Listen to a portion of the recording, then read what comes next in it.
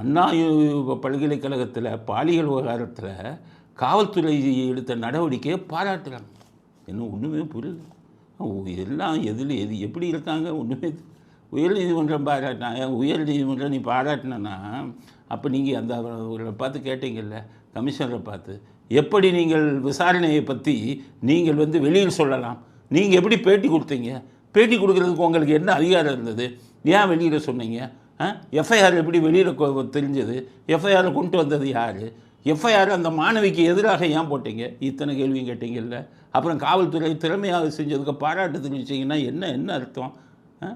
அந்த மாணவிக்கு நஷ்ட ஈடாக லட்சக்கணக்கான பணம் கொடுக்கணும்னு போட்டீங்கல்ல.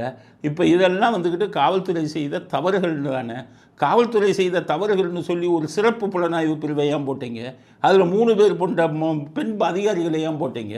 காவல்துறை விசாரணை ஒழுங்காக இருந்தால் இதெல்லாம் நீங்கள் ஏன் வேறு விசாரணைக்கு உத்தரவிடணும்? அப்போ என்ன பேசுகிறீங்க, என்ன சொல்கிறீங்க? இந்த மாதிரி செய்தி வந்திருக்கு, பத்திரிகையில் மூடியால் வந்திருக்கு. எப்படி புரியலை எனக்கு. சரி, அந்த சாரை இதுவரை கண்டுபிடிச்சாங்களா? அந்த சாரை பற்றி உங்களுக்காச்சும் தெரியுமா? அப்புறம் எப்படி அந்த காவல்துறை நீங்கள் பாராட்டுறீங்க? அதை தான் கேட்குறேன். சுப்ரீம் கோர்ட்டுக்கு அறிவித்து பண்ணாங்க. எப்படியா நீ எஃப்ஐஆர் அந்த பெண்ணுக்கு எதிராக எப்படி குற்றச்சாட்டை பதிவு செஞ்ச கேட்டாங்களா இல்லையா? லட்சக்கணக்கான பணத்தை அந்த பொண்ணுக்கு நஷ்டஈடாக கொடுன்னு கேட்டாங்கல்ல. அந்த எஃப்ஐஆர் கொடுத்தது யார்? எஃப்ஐஆர் இது பண்ணது யார்? அவங்களுக்கு ஃபைன் போடுங்கன்னு சொன்னாங்களா இல்லையா உச்சநீதிமன்றம்? இப்படி இருக்கும்போது உயர்நீதிமன்றம் எப்படி பாராட்டினீங்க?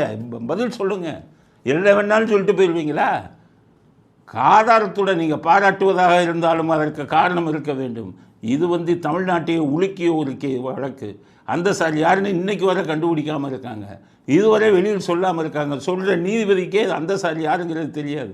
அப்புறம் எந்த முகத்தோடு எந்த பிரச்சனையின் அடிப்படையில் இந்த வழக்கில், அண்ணா பல்கலைக்கழக வழக்கில் நீங்கள் காவல்துறை பாராட்டினீர்கள் என்பது மக்கள் மன்றத்திலிருந்து நாங்கள் எழுப்பப்படும் கேள்வி.